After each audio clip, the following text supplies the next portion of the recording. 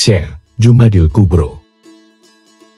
Kita mencoba menggali sejarah peradaban penyebaran Islam di Indonesia, khususnya pada zaman berdirinya kerajaan-kerajaan di Pulau Jawa sampai pasca runtuhnya Majapahit.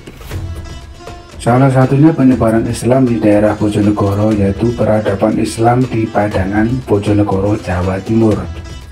Tercatat sejak era Majapahit, ini dibuktikan secara ilmiah melalui prasasti dan data empiris berupa bukti-bukti arkeologis.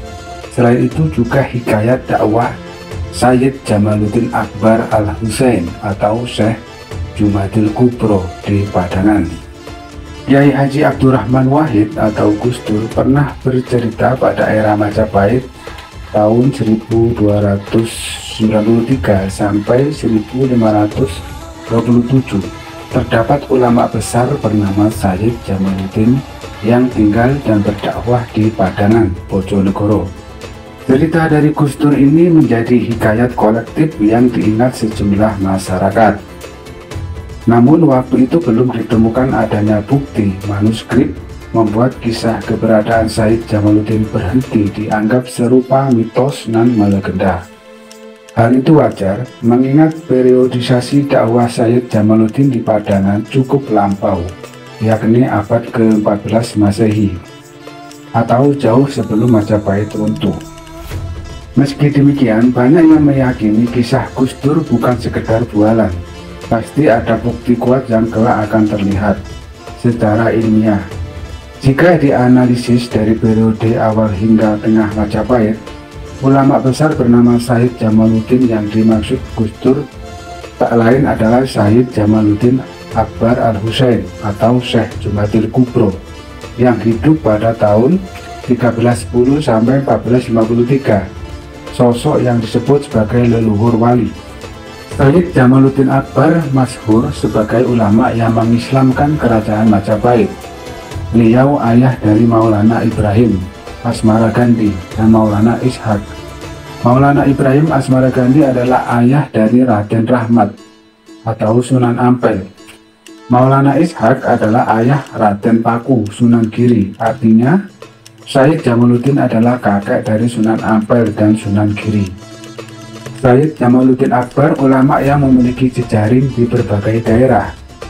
Beliau sosok pembangun jejaring Islam Nusantara dan penghubung jaringan Islam internasional pada masanya. Nama dan jejak kiprahnya terlacak di berbagai manuskrip. Jalur dakwahnya membentang di berbagai wilayah dan negara. Sayyid Jamaluddin juga disebut sebagai sang puhawang atau nahkoda yang mendistribusikan ajaran Islam di berbagai wilayah dan teritori negara. Tak hanya epicentrum energi, Sayyid Jamaluddin juga sosok yang mentransmisikan sanad Islam ke berbagai belahan Asia. Pergerakan Sayyid Jamaluddin yang nomaden atau tidak menetap memainkan peran penting dalam pelebaran jejaring Islam. Tak ayal jaringan yang beliau bangun mencapai Mekah, Makassar, Minangkabau, Cina, Bugis, Palembang, Siam atau Thailand, Kelantan, Malaysia, hingga tentu saja Majapahit di Pulau Jawa.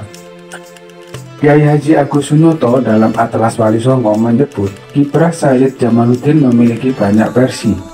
Lokasi petilasannya pun ada banyak, diantaranya di Desa Tugu, di kaki Gunung Kawas lereng Gunung Merapi, dan di Bukit Borgota, Semarang.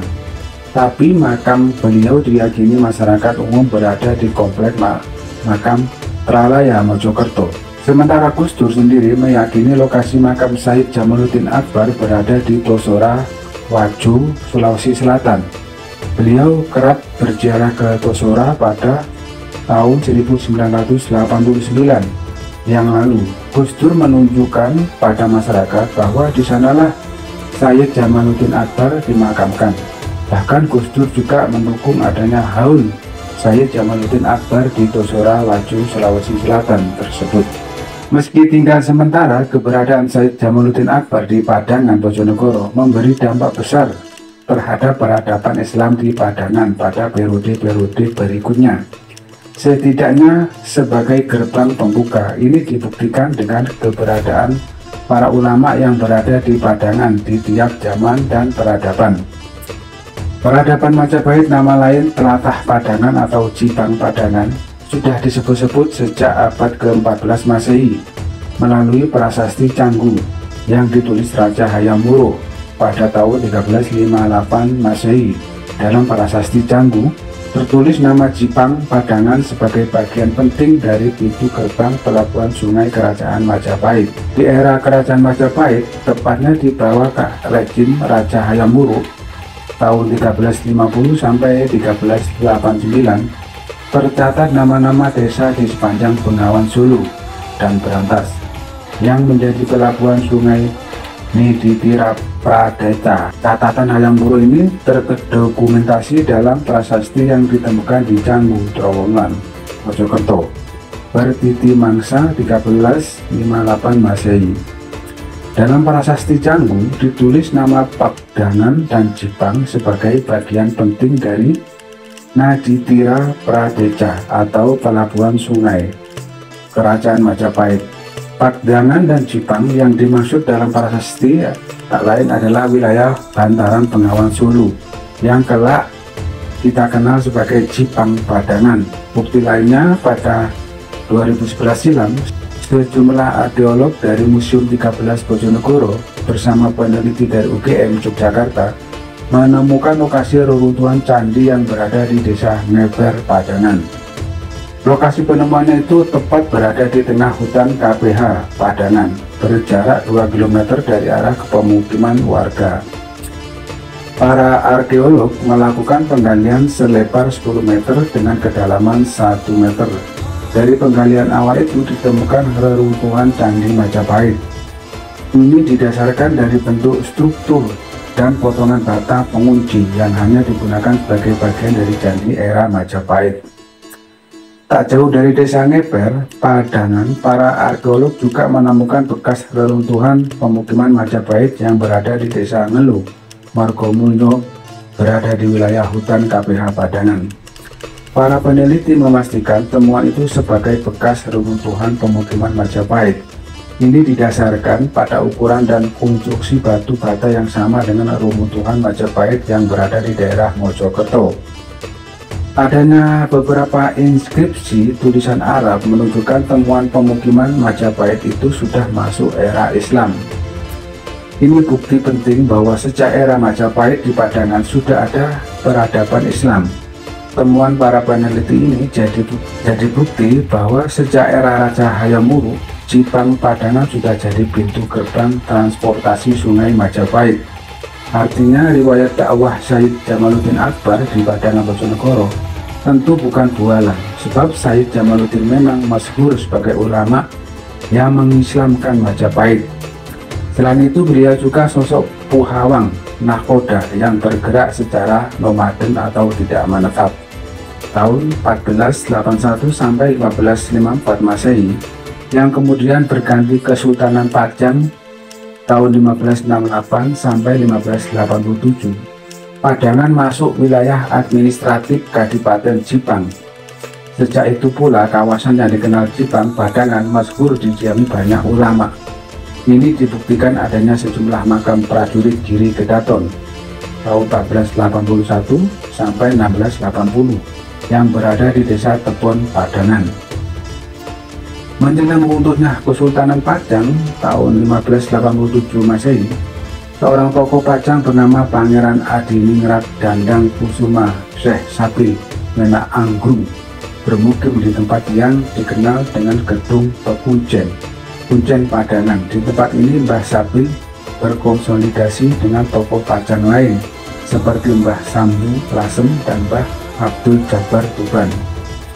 Pada beberapa tahun setelah Kesultanan Pajang benar-benar runtuh sekitar 1618 Masehi, Mbah Sabil bersama Khatib Kosim mendirikan pesantren Menak Anggrung di Kuncen Padangan. Melalui pesantren Menak Anggrung, Islam berkembang pesat. Dalam manuskrip Padangan halaman 3 karya Syekh Abdurrahman Al-Padangi tahun 1776 sampai 1878 7. Menyebut secara detail konsolidasi genealogis antara Mbah Sabil Padangan, Mbah Sambulasem, dan Mbah Sabar Tuban. Pada periode 1600 Masehi, Padangan menjadi epicentrum peradaban Islam yang menghubungkan koridor Lasem dan Jojogan Tuban. Padangan disebut-sebut sebagai tanah yang diberkahi, tanah berselimut cahaya, Bidarin Nur. Meski seiring terjadinya perang, peradaban Islam Padangan sempat melemah. Manuskrip Padangan yang menjelaskan tentang genealogi pergerakan 3 tokoh Pajang di Padangan, ketiganya adalah Mbah Sabil, Mbah Sambu, dan Mbah Jabar. Peradaban Bidarin Nur Padangan sekitar 200 tahun kemudian, awal dekade 1800 Masehi, Syekh Abdurrahman Al-Padangi atau Mbah Abdurrahman Klotok berupaya mengembalikan peradaban Bidarin Nur di tiap penulisan kitab. Beliau kerap menyemat julukan Bidarin Nur di belakang namanya. Syekh Al-Hajj Abdurrahman Bidarin Nur ini mulai terlihat di catatan beliau yang bertiti mangsa 1806 Masehi. Bidarin Nur jika diartikan secara harfiah bermakna ing dalam omah cahaya atau di dalam taman cahaya. Tentu artinya sama dengan Padangan kota cahaya, tanah berselimut cahaya. Cahaya di sini bukan berarti cahaya lampu, tapi secara maknawiyah cahaya ilmu dan petunjuk. Penyematan Bidarin Nur bukan tanpa alasan. Syekh Abdurrahman sangat paham ratusan tahun silam Padangan adalah pilar peradaban Islam yang dibangun para datuknya. Jika diurut di atas, Syekh Abdurrahman adalah juriyah ke-8 dari Syahid Jamaluddin Akbar Al-Husain. Kelak pada abad ke-19 1800 Masehi, di era Syekh Abdurrahman, Padangan kembali masyhur sebagai ranah Bidarin Nur. Terbukti banyak ulama Sadat Alawiyin dan para aulia menyebar Islam yang bermukim dan dimakamkan di Padangan. Di periode inilah banyak nama ulama bermunculan di Padangan. Habib Lutfi bin Yahya Pekalongan pernah menyebut ada sebanyak 300 aulia dari abad ke-16 hingga ke-19 yang disemayamkan di makam umum Padangan Bojonegoro. Beberapa di antaranya sudah masyhur diziarahi, namun banyak yang diantaranya belum diketahui. Ini alasan pada tahun 1990-an lalu, Habibana Lutfi berkunjung ke Padangan untuk membuka makam ulama yang bernama Sayyid Abu Bakar Al-Idrus. Rentetan kronik dan historiografi di atas membuat nama Padangan identik peradaban Islam dari zaman ke zaman.